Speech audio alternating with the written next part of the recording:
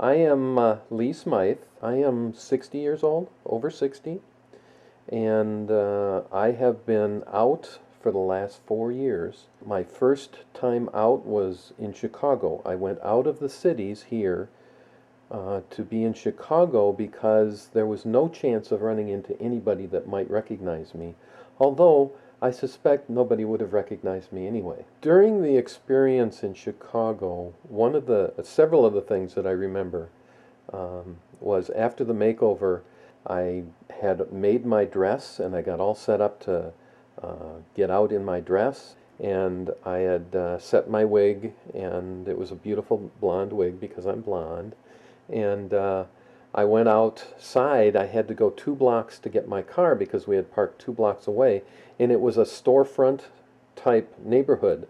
And so I walked down with just an incredible sense of freedom, and I was able to throw off the affectations of being a guy. I could walk like a girl. It was so liberating and so freeing. But what was amazing also is, as I was walking down the block, I heard this shout from across the street from some male voice, "Hey, baby!" And it made me feel so elated and free. It was just a wonderful feeling. So I must have looked fairly decent at that time. And then we went out and we were in the bars and we just had a great time and stayed in a motel. Met up with another friend who took lots of pictures. I felt like $1,000,000. And I came back, and that was the end of only ever being a boy. I decided that I had to be myself. It's funny. I was looking for a W name, and I couldn't find a good feminine. I mean, Wilhelmina and all the various things I could think. Wilma. I just could not come up with a good Wanda. I just couldn't come up with a good female name that I liked. And then I saw somebody had an email, and part of their email code was Whisper. And I thought, oh my God, there it is. So I became Whisper Leigh Smythe because I thought Whisper is it is a feminine name to me. It's feminine sounding. And so it was very exciting to find.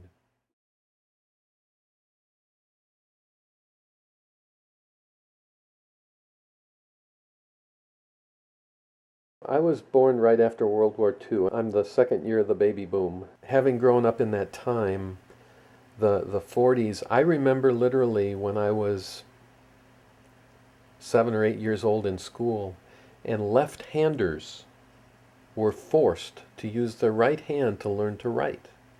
That isn't happening anymore. People who are younger hear that and they say, no, that couldn't be, because being left-handed is so natural. Well, that's what a gender person is. Someone living in the wrong body or having the wrong body type for their psychology is like a left-handed person being forced to write with their right hand. And then you would see them when they go home and they would eat their food with their left hand and they would comb their hair with their left hand and they would do everything else with their left hand, but because society required that they had to learn to write with their right hand, the teacher would stand there and make them put the pencil in, and show them how to put the pencil in, show them where to put the pencil to the paper, and it was just an amazing thing. So that's the society that I grew up in. I knew I was a female when I was 6 years old. I didn't use the term female. I knew I was a little girl. It took a while for my sister to come onto the scene, and so we were 3 years apart. So being an only child, I didn't know that I was one gender or the other. It was unimportant. I was a child. And so when my sister came on the scene, I was male-bodied, she was female-bodied, and she was a girl. And I began to see, by the time she was 3 years old, what girls were treated like. And I wanted to be treated that way. So that's when it came into my mind that, oh my gosh, I must be a girl. And I started playing with her toys, and I loved playing with her and her toys, and I wanted to be the big sister. My parents had taken the opportunity to, they had caught me playing with my sister's tea set, and said, "No, you don't understand. You're a boy." And they were very kind-hearted about it, but they were firm. And my father in particular said, son, you're going to have to live as a boy in this society. So you need to figure out how to do that. So I began my acting career for the next 55 or so years and proceeded to watch other boys and eventually watch other men and males to learn their behavior patterns and emulate their behavior patterns and become a boy, a man, a husband, a father, the support of his family, and so forth. All that time, there was this girl trapped inside. I remember my father, up until his dying day, would say things like, "I'm proud of you," and the implication behind that was, compared to what?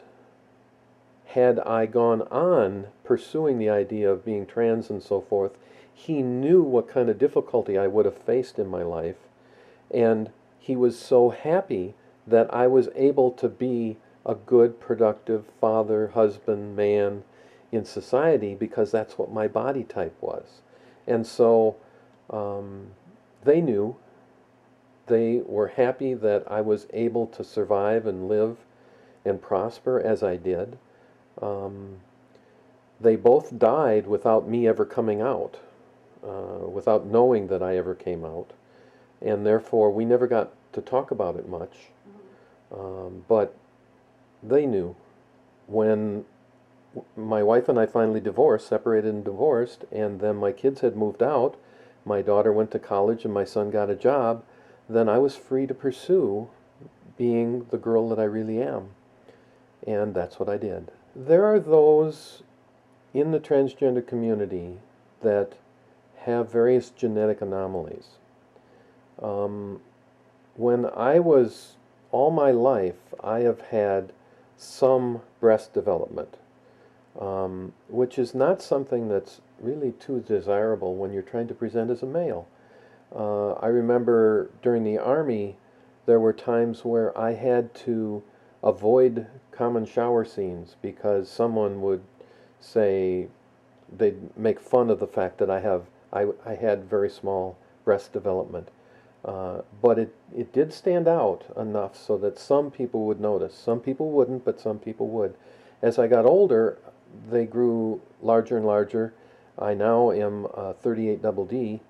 And so there are people that go through these genetic anomalies and they hide in various ways, and they wear thicker shirts, or they make adjustments to be able to appear.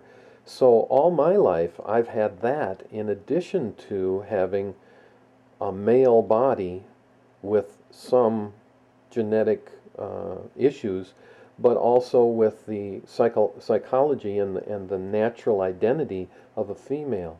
So my life has been kind of difficult, but you can't look back on your life and say that it was bad or wrong or anything, because it's the life that you lived. A lot of drag performers identify as gay men. So when they're off stage, they live as gay men.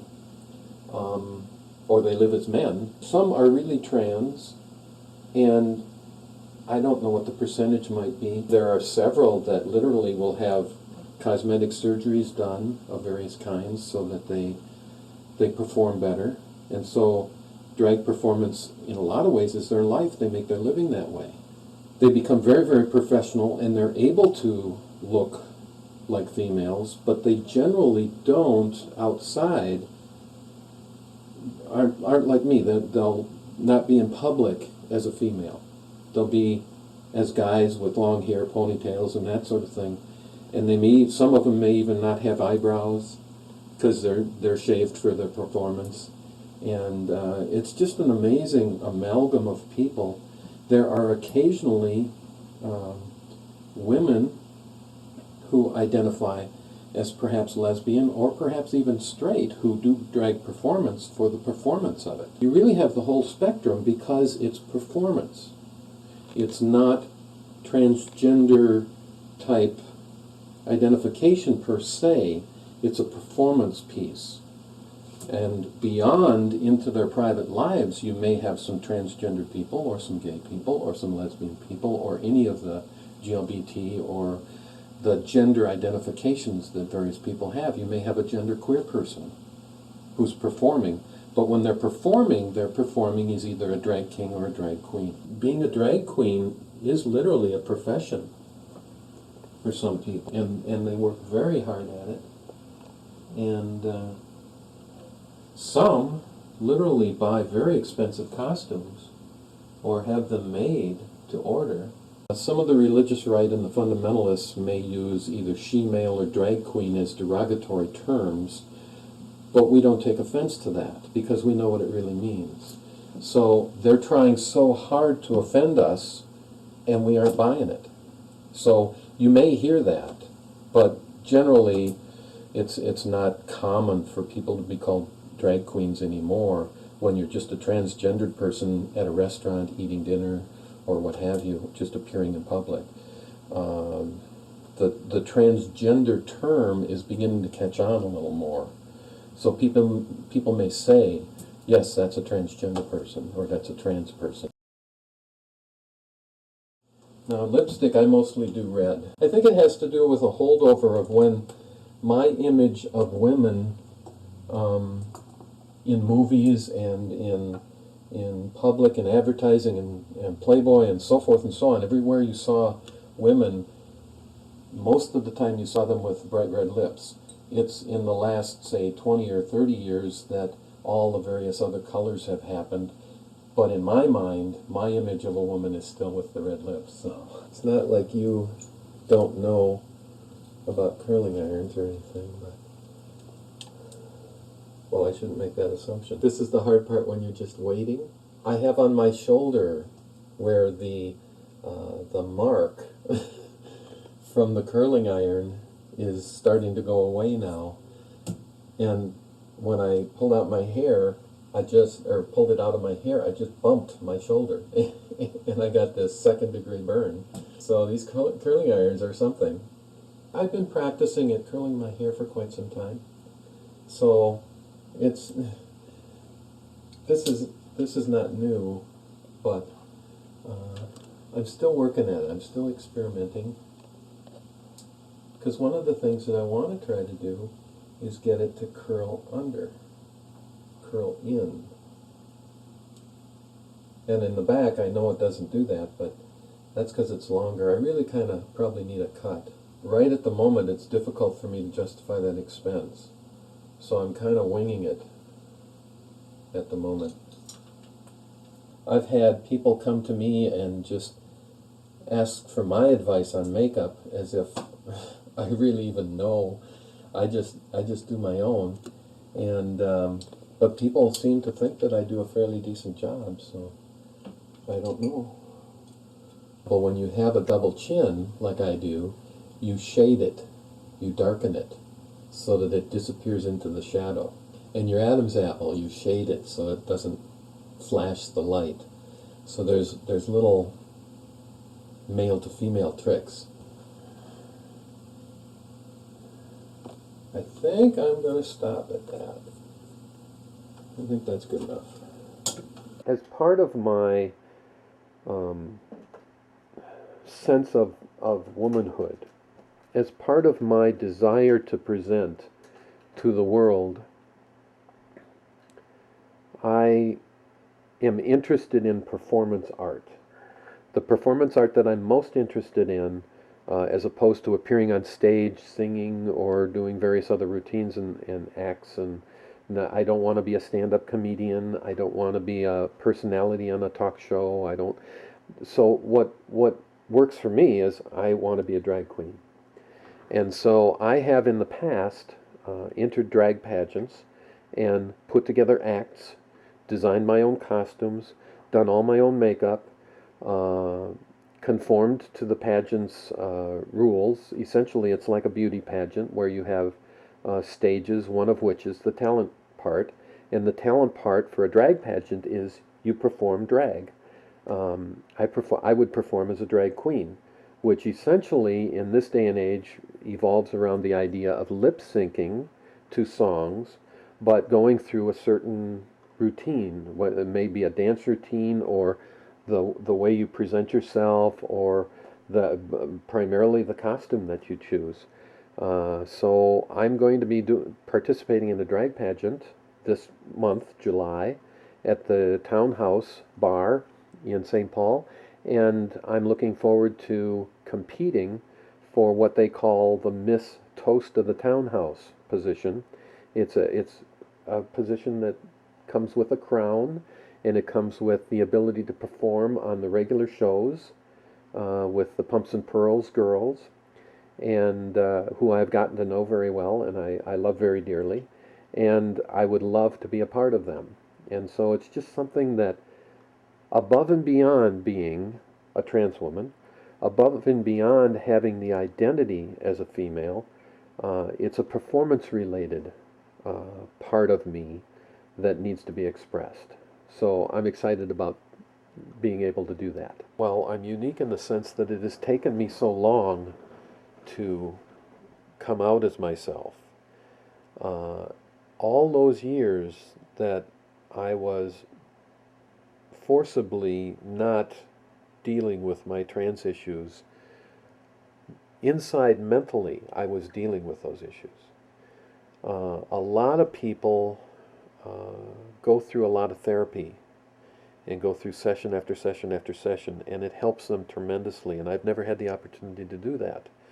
The only therapy I ever had was for about a year long when I was dealing with severe depression. I went through some intense therapy, but it was never geared toward dealing with transgender issues. So I have essentially self-treated, or have self-educated, or have made myself self-aware of my gender identity and my nature without a lot of therapeutic help, which is not specifically a normal process. It probably has had some influences on the way that I am right now. No hormones, no hormone therapy, and I basically don't intend to do any of those other levels of therapy. I don't intend to do surgery, although that's always a possibility that looms out there. So whatever has happened to create the person that sits before you has essentially been without an awful lot of professional help. I identify as a trans woman. I avoid the term transgender or transsexual because I view myself as a transsexual, but most people view a transsexual as someone who goes through with the surgery to complete the full change. I suspect that I will never be able to do that, primarily for financial reasons, but also for reasons of my own personal nature. I feel, and it's more of a comfort issue. I identify myself as a transsexual non-op.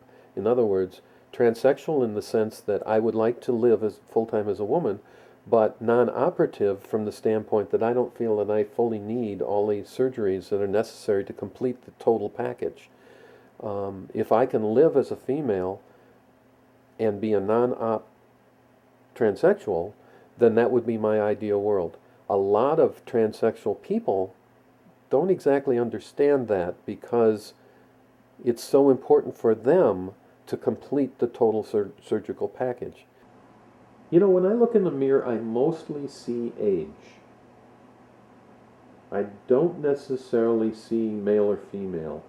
Now that I've grown my own hair and have to deal with the hair issue, I I see more femininity because it tends to compensate and make me feel less masculine. When I had short hair and I was relying on wigs and stuff, it was more difficult because the only time I could look in the mirror and feel particularly female is when I was made up and had my wigs on. But now that I have the hair, that makes a big difference. It's funny how so many just little things can contribute, and then also time contributes to the change of your mental image of yourself. So when I'm out in public, I get all the possible predictable patterns. I get males who look at me and you can just see the questions running through their mind about, well, is that really a girl? Is that not? But she's got boobs. Boy, I'll tell you, girls that have boobs but look like men, and there's all this confusion that you can just literally see it circulating behind their eyes. You also see women who, I went into a ladies' restroom one time, and we're a little sensitive, especially myself, being so tall and large, about going into ladies' restrooms because you never know what you might run into. I went in one time and I was uh, diddling around with my hair, and this other girl was putting on lipstick, and she looked at me and she said, "Okay, now I feel small," because I'm so tall and she wasn't. For me, being on the inside, uh, I have these preconceived notions of femininity that women probably don't have because they've lived that way. They don't even think about the femininity because they just are.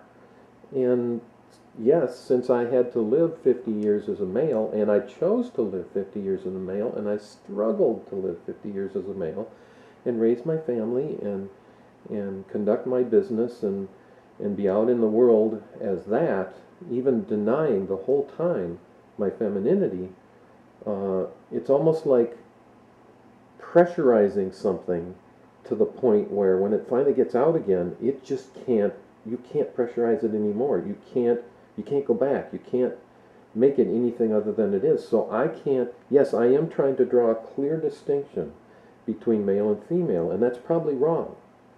Someone who is born gender unambiguous, where their body type matches their identity, probably doesn't need to do that. But I do because I draw the distinction between the two. And I don't think that's right. I don't think that's something that I would, if I ever had a choice, I would have chosen to be born female in the first place.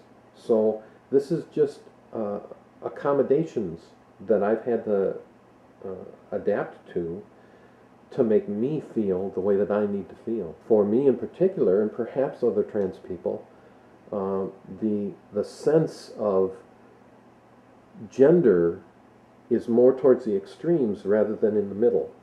Whereas somebody who has a total comfort with their gender identity, they probably can feel very comfortable in the middle also. But I had to be more masculine when I was male, and now I have to be more feminine when I'm female, to make me feel appropriate. When I'm home, I may present like I am right now, just in comfortable casual girl clothes, and therefore, does that count? Well, in my mind it does. So I would say that I'm more than 50% of the time female. But other people might come in, and if I'm just wearing a t-shirt and jeans or something, they may say, well, that's just as much male as it is anything else. So I don't know. So much of this battle, so much of this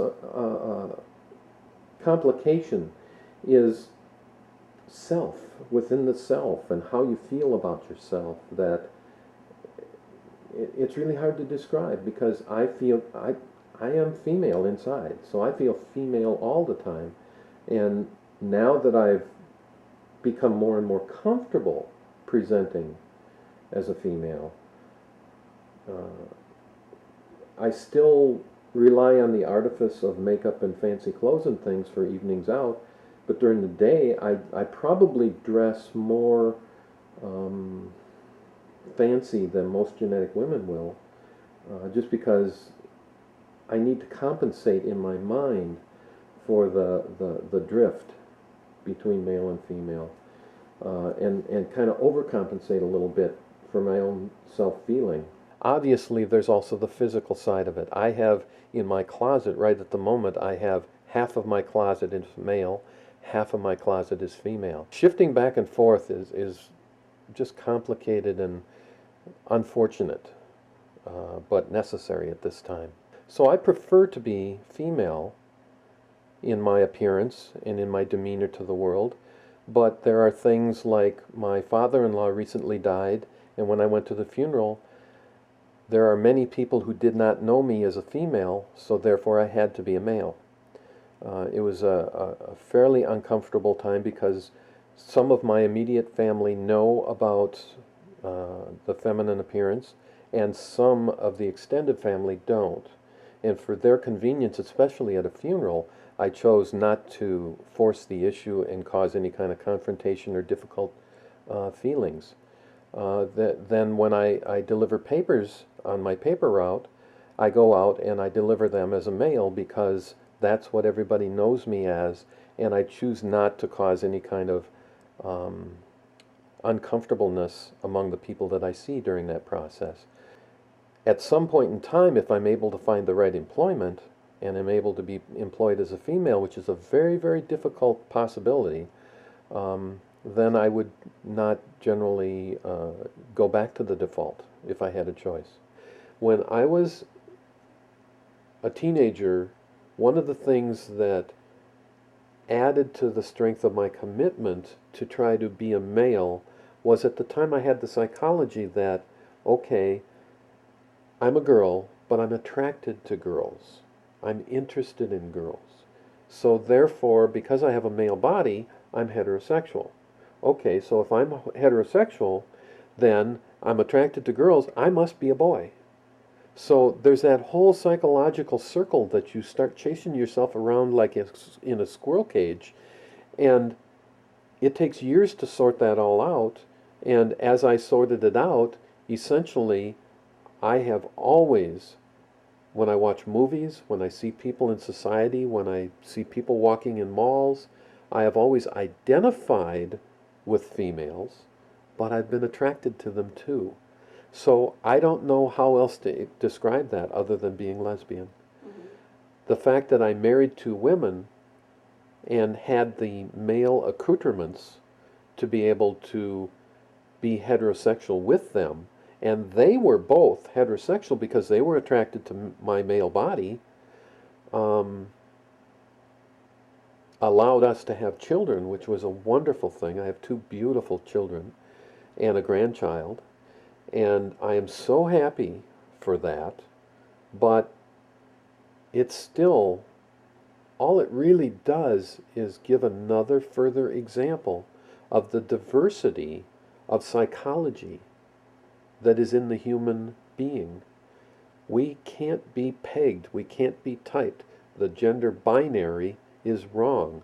The sexual orientation binary, where men are attracted to women and women are attracted to men, is wrong. It's not accurate. So we have to eventually get the entire population to realize that diversity is a wonderful thing, as opposed to something to be shamed or frowned upon or discouraged.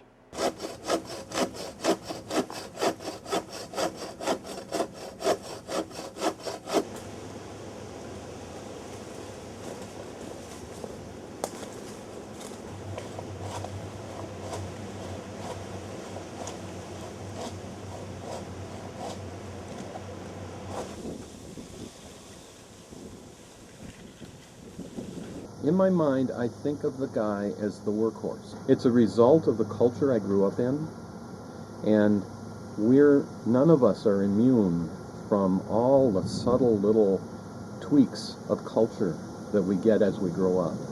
I've always had the psychology of a worker, and so around the house, my kind of share of the work was always mowing the lawn and digging trenches and fixing the plumbing and, any kind of,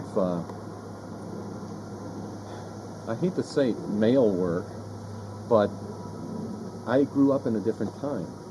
And I can't disavow the years that I spent. I don't have a problem with a woman working right alongside of me if that's her choice. So I'm kind of heir to that psychology, heir to that indoctrination that happened to me, but I don't have the bias side of it. I love everybody. Anything somebody wants to take on is perfectly fine with me. It's just that some things that they may take on, I wouldn't. See, another thing that I have a tendency to feel, I don't know if you've heard much about the two spirits in the First Nations, the Native Americans. But two spirits literally believe that they have two souls, a male soul and a female soul. And they don't necessarily identify as trans people because it's more of a spiritual thing for them. But the First Nations are tremendously tolerant of people who defy normal gender typing. I'm not so sure that I have one soul and I happen to be trans. It could be that I actually have both souls. I don't know. So, but that's a possibility.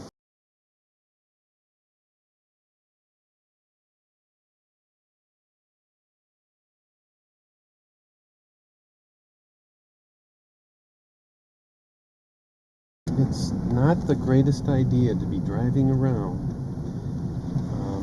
in the evenings with one headlight out, because they will find you. Take these out.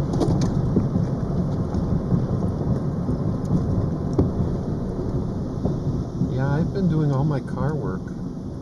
I've replaced brakes on both of my vans and then this car. In the instances of caring what others think of me, that's much less important as you get older, because you realize that you need to just be who you are. Bump. And but then I care a lot more about being myself, my true self. So there are different issues there. Well, we're here at the AutoZone place.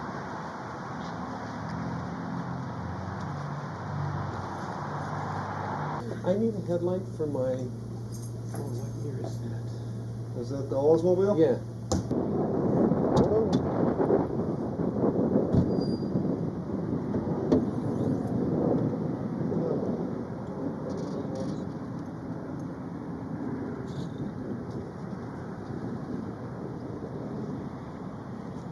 So I'll put it in if you want to pull the car forward, and I'll get the tools. Really? Yeah. Oh, that would be Free sweet. installation. You want me to pull it right over? Right here. Okay. Well, I have to put this down. Free installation?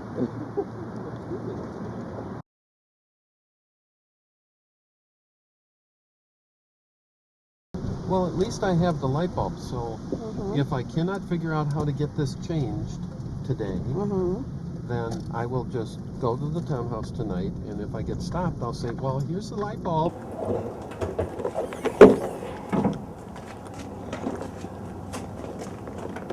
Right, I'm gonna need...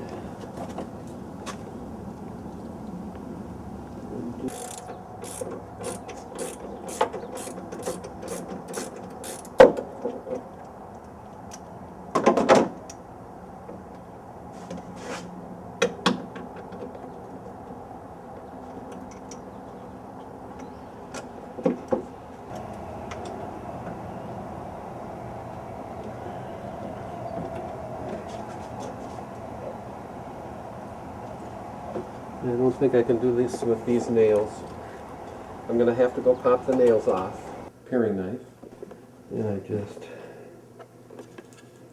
get underneath. Well, the light has a right angle to it. And it's sitting in there right like that right now. Might as well take this out.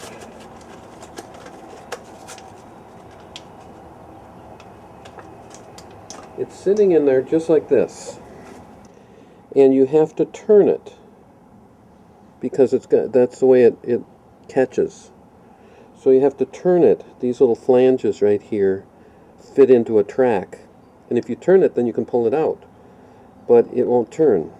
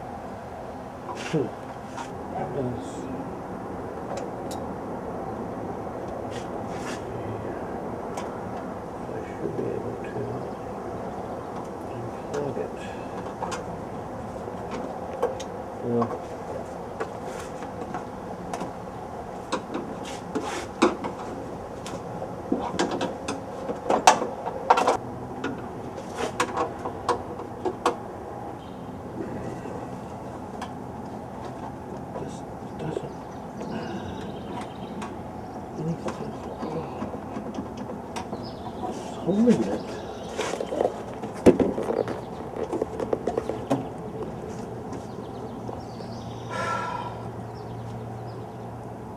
This is way too hard. It makes no sense whatsoever.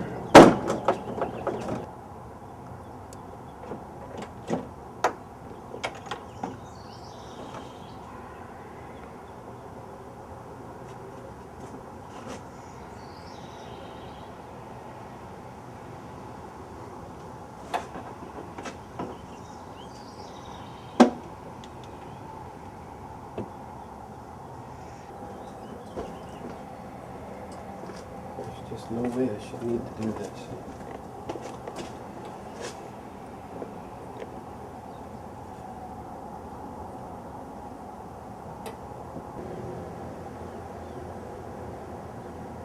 Unbelievable.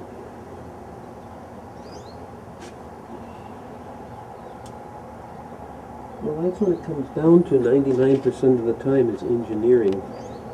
If somebody engineers something properly, it works.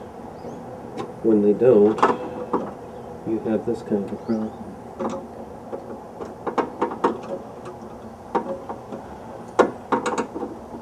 I can't do it. This is ridiculous. There's no logic to that.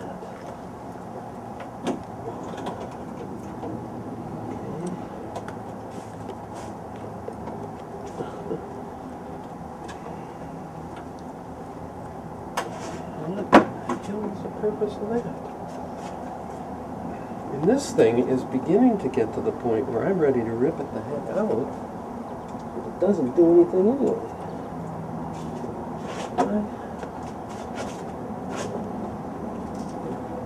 Why would anybody ever do this to another human being?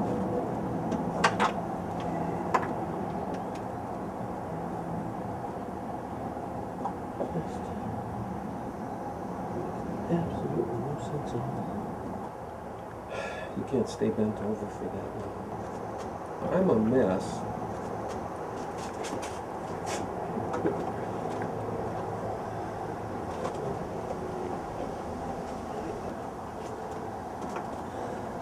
Oh, here's another one.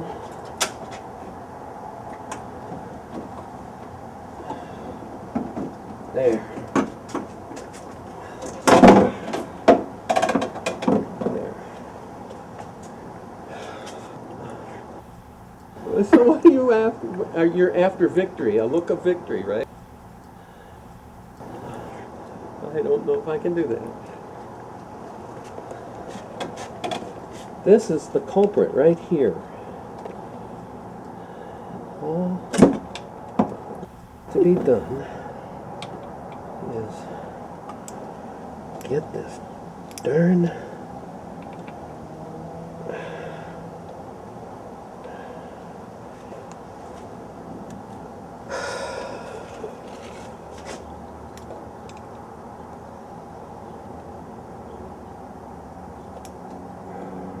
why can't you?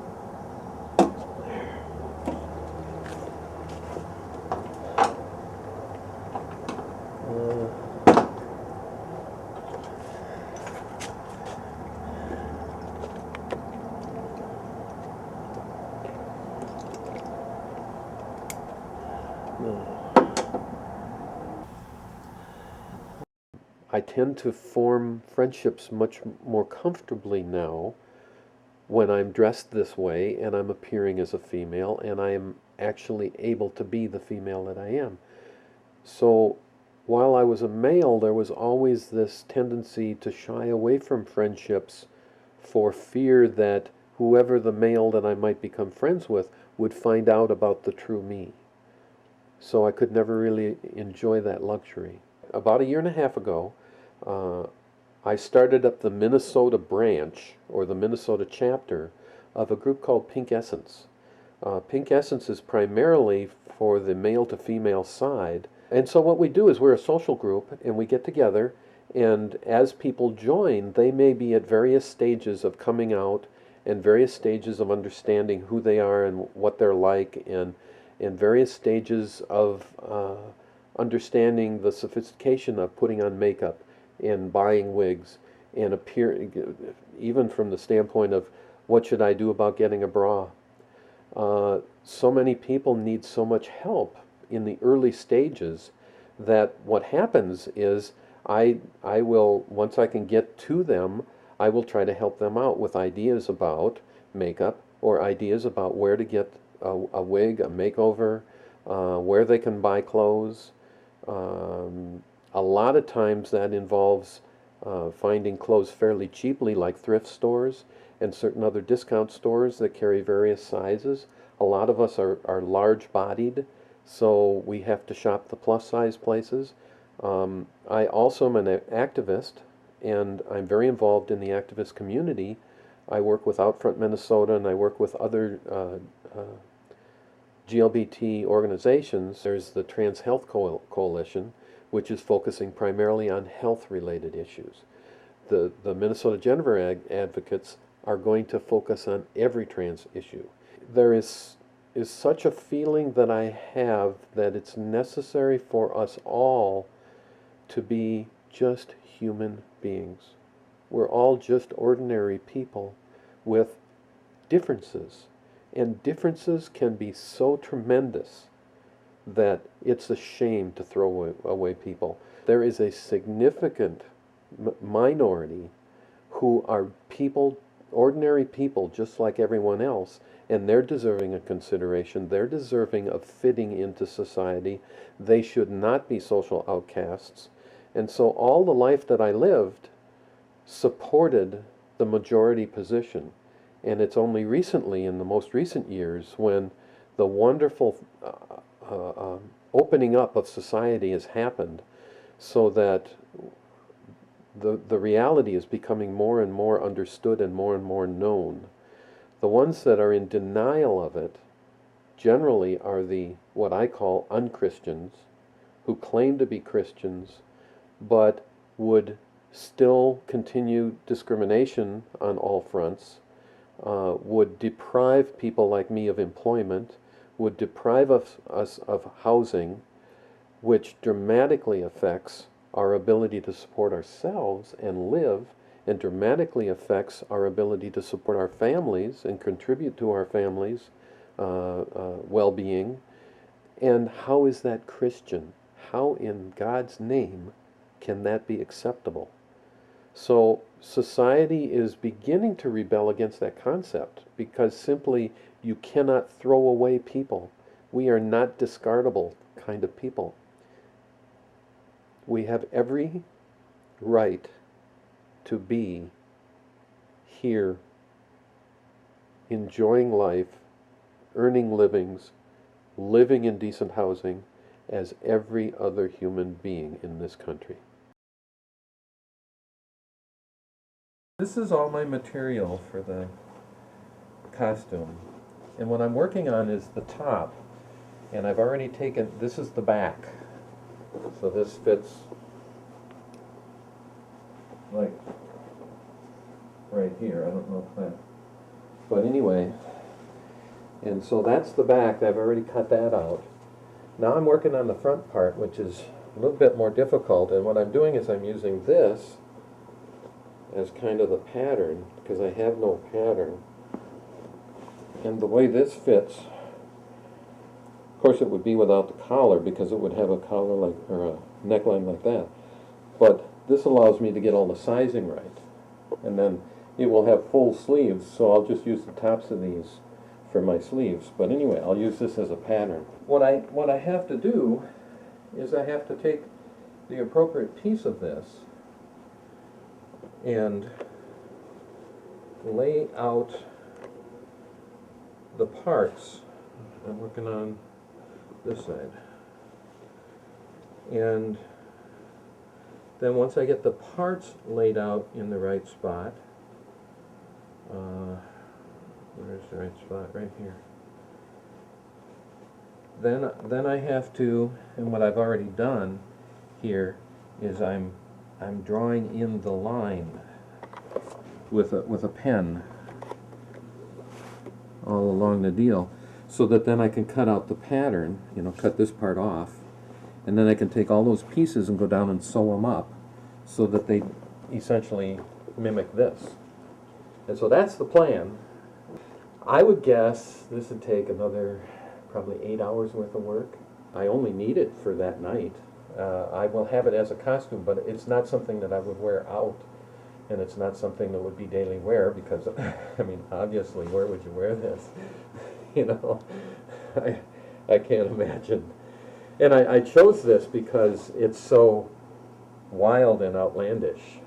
As I got on the internet, I began to live two lives. A very secret private life where I was on the internet looking and researching trans-related things, trying to understand what I really am, and trying to deal with my gender identity, finally, after all those years. I was beginning to fall out of denial. And because I had to live the life that I had chosen, and my kids were still in high school, I was getting more and more and more depressed with my state because I couldn't be who I really am. And so I went through a period of time where I was literally suicidal. I was so depressed and I could see no way out, and I thought I just didn't want to live anymore. And I had even gotten to the point where I had figured out how I was going to do it. And there were times where my wife and I might get into a little fight, like everybody does, and I'd take off because in my condition, my severe depression, I just couldn't deal with even the most minor arguments. So I'd take off, and she got to the point where there were a lot of times she was afraid I wasn't coming home because she knew my situation. As I became more and more aware that I couldn't continue my life the way it was, and I wasn't telling her, and I was living with that dishonesty within myself, she essentially lost her love for me. And that's fair. Okay, well, I'm going to be alone. And if I'm going to be alone, I'm not going to live that life anymore. I'm going to be myself. And so I went to be myself. And I did that 4 years ago, and I've never looked back. Do you ever see yourself in a romantic relationship again? No. That's not to say that I know for any certainty that it'll never happen. That's not to say that I believe that every morning you wake up, it's a new day. So I don't know what's going to happen. But I know that with my current attitudes and my ideas and philosophy and stuff, I don't really have that need. Mm-hmm. I'm perfectly happy just having the wonderful friends that I do. You don't ever want to be in love again? I'm still in love. I still love my ex-wife. I love my son and my daughter. Do I need to have another person in my life? Right at the moment, the answer is no. I have said so many silly things in my life as statements of, this is never going to happen. So I'm not going to make that statement. This is some of the decor, the broken mirror. I hope nobody got 7 years of bad luck out of that. But this is the dressing room where particularly the people doing the Toast of the Townhouse or the Silver Bell pageants dress in here. Some of the other drag queens have their regular stables in the other parts of the basement, but this is kind of where we get to do it. Lily comes in and we pick numbers. And so you know you're 1 through 8 or 1 through 10 or 1 through however many are competing. And you know when your number is, and so 1 goes first, 2 goes second, obviously. And so we know our numbers, and the person who has 1 just has whatever time they've got to get ready. So they better darn get ready.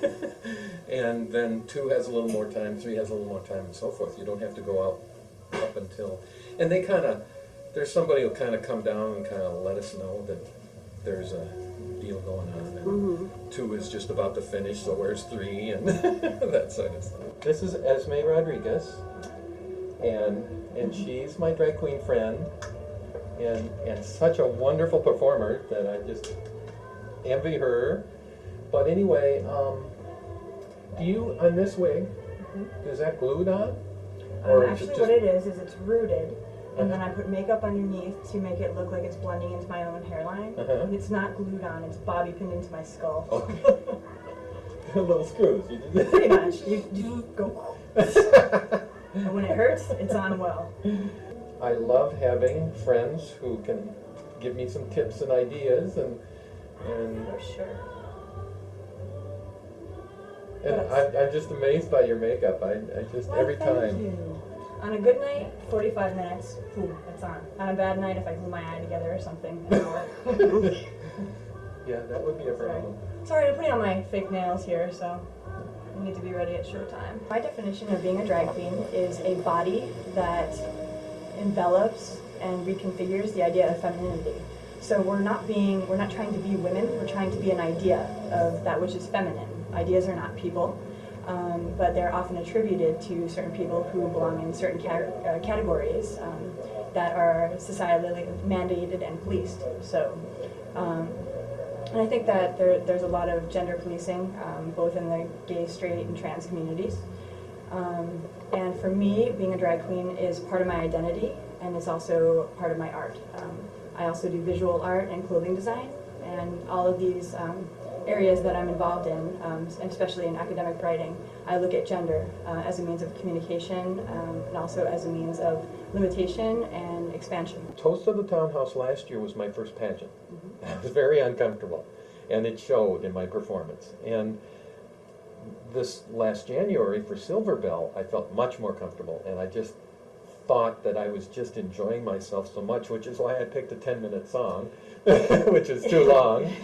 And I had a great time, and I was relating with the audience, and I saw people, and I felt that emotional give back from the audience, and it just was a wonderful experience. You did feel very much more comfortable when Absolutely. I was judging. I would say that keep it till like between 5 and 6. 3 and 5 minutes even, just Yeah. for, So unless it's like completely choreographed, like the All That Jazz, that was very well choreographed and it was a bit longer, but that worked. But if it's freestyle, we want to keep it to about 3 or 4. So. Well, this time it's going to be. That's the other thing that I'm trying to do also, because I do feel a little uncomfortable, a little insecure, not so much uncomfortable.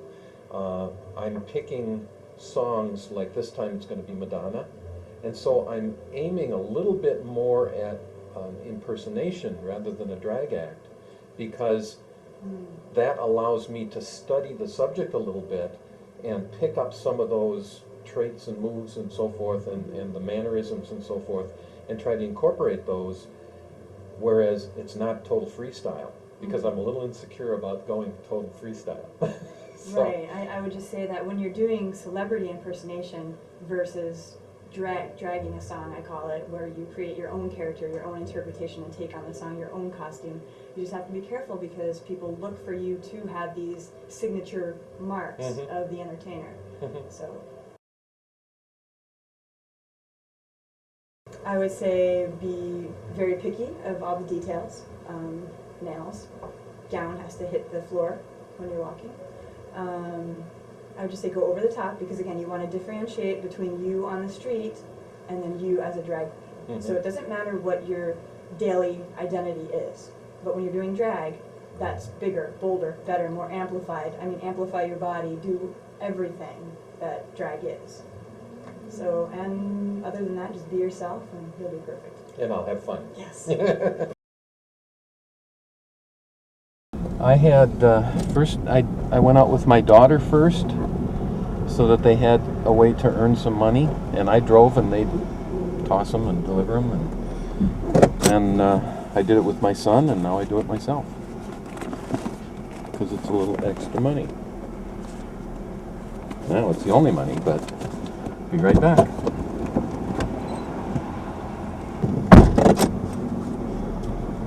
now we'll go to the other stop.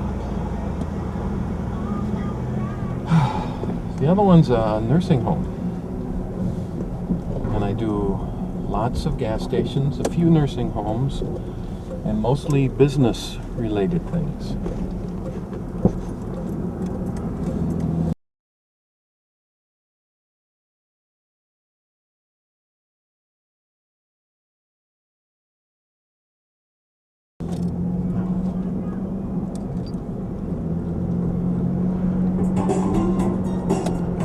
It's the song.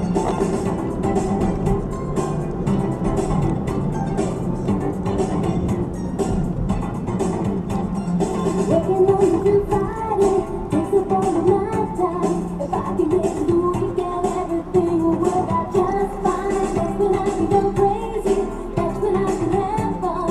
Time to be my baby, time to come on done. Where's the party? Dance, we can make your body last all night. We can make it alright. Dance, we can make your body last all night. We can make it alright. Dance, we can make your body last all night. We can make it alright. Dance, we can make your body last all night. We can make it alright. Dance, we can make your body last all night. We can make it alright. Dance, we can make your body last all night. That's the end. And I will do that 15, 16 times as I drive. So have you done the whole dance routine like in the house yet with the whole? I've done pieces. I've practiced at various pieces. But tomorrow I'm going to focus on that. And Thursday night when I was at the townhouse, as I normally do, I dance before anybody else gets up there.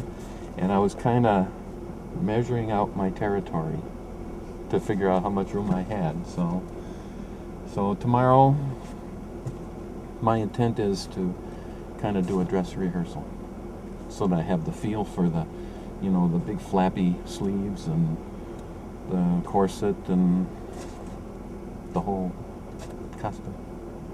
So I'm going to drop these off.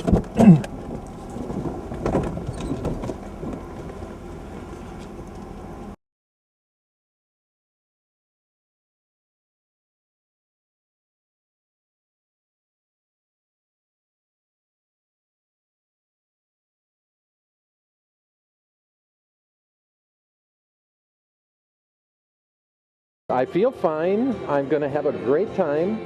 I'm going to do my darndest. And I hope that I don't have a heart attack because it's a very rigorous routine. Ladies and gentlemen, judges, look at this distinguished panel of judges. Are you ready for this? It's gonna be fun, ladies and gentlemen. Come on. All right. Why not just get underway with it?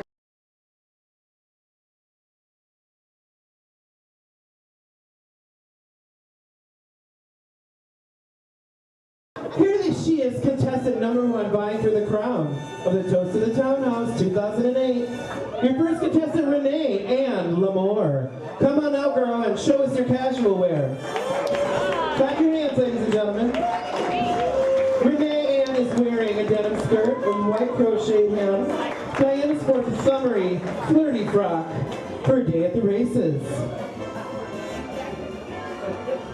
Handmade by Esme Rodriguez. Miss Leigh Smythe, clap your hands.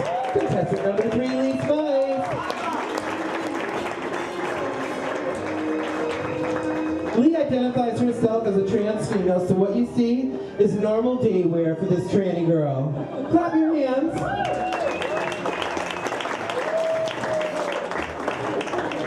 Bree Jordan.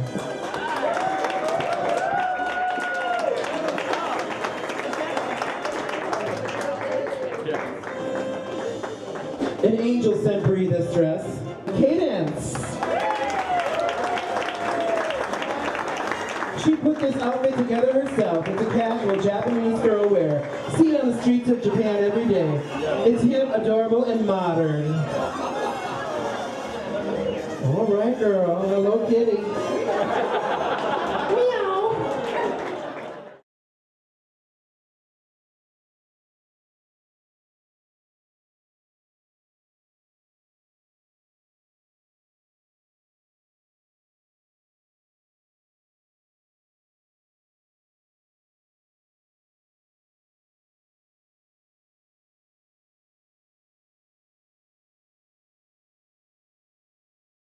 number one, the gorgeous Renee and L'Amour. Clap your hands for contestant number one. Her evening gown is blue, long spaghetti straps and a ruffled hem made by Pulse.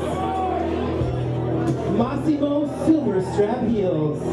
Diana Lopez! Clap your hands!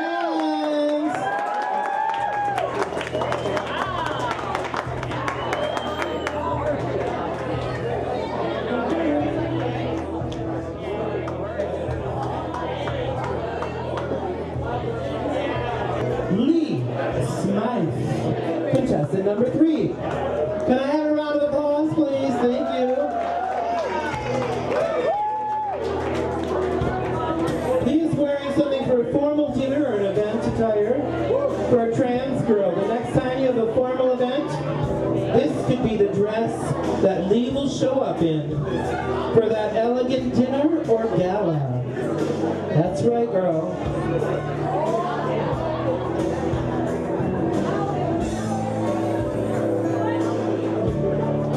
She is Miss Bree Jordan. Come on, clap your hands for her.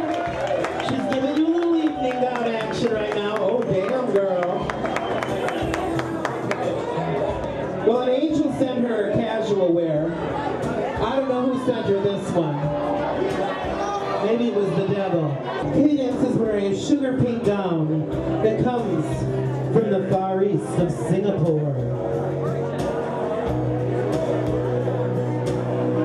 This is a very catchy and sparkly dress that will guarantee you your head turning. That's right, it's gonna make heads turn.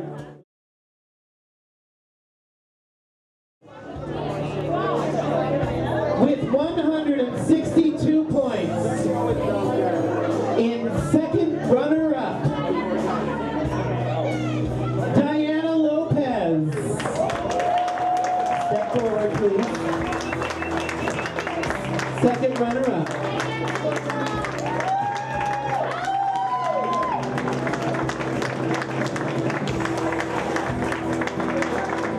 In first runner-up with 276 points, Bree Jordan. First runner-up.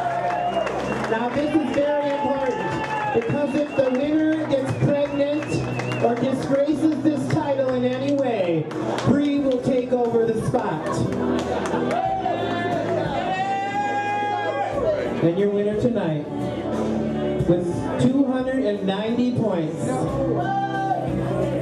Cadence! Oh my goodness! Your newest toast in the townhouse! 2008. Fantastic! This is the third pageant, and the first one happened similar to this. I was locked out. I probably had fairly good reason to be locked out in the first one because I just didn't pull it off.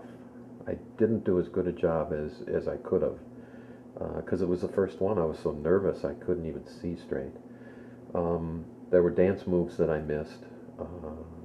I tried to cover them, but the problem with judges is a lot of times they're professionals and they see that, and so they know when you miss something.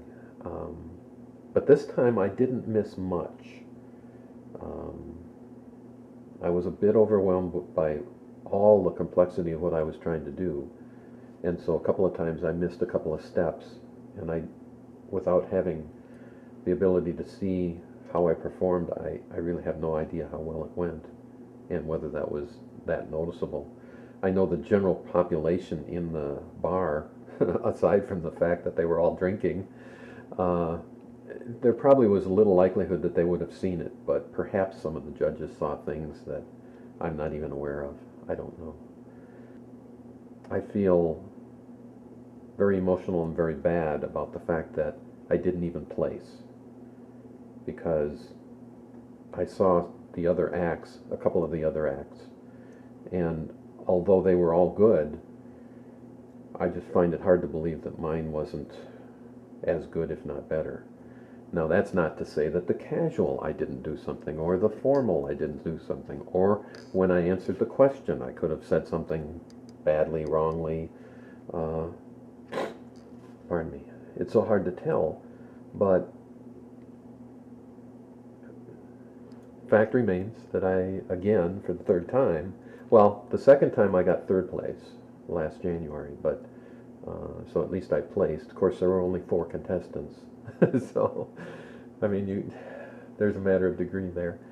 But I have consistently tried to be as good as I could be, even though I'm taking on very, very complex. And I'm not doing a drag act, I'm doing a female impersonation more as a drag performer. So when I try to do Madonna, I'm trying to do it pretty accurately, even though it's lip sync. And so that's why my appearance was the way it was. I'm feeling quite tired after the pageant. There's an emotional drain too, because one of the things that I didn't do properly, whereas I did a lot of things properly and I tried really hard to do a good job on the pageant, one of the things that I wasn't able to do because it was such a complex act was I wasn't able to connect with the audience the way I like it to do. And so that disturbed me a little bit. I don't think that necessarily made a lot of difference in the quality of the act per se, but it made a lot of difference from the psychic feedback that I normally get. And that bothered me a little bit. We human beings tend to bond to people and to things and to places, houses and cars. We call our cars by pet names. Well, my life, I could not see it having happened any other way. So, because I've bonded with my life, I've understood my life, I've struggled with my life, but it has become mine. So, I can't really speak to the idea that what would have happened if you had had a sex change at 20, or what would have happened if at 30 you were able to live as a female, whether you had any surgeries or not. All the what-if scenarios are kind of meaningless once you get to when you're looking past into your history, because you've bonded with your life. You acknowledge your life. You realize that your life is what it was. And so going forward is the only place that you can make changes. Going forward is the only place that is really something that is kind of open to discretion or scrutiny or possibility or hope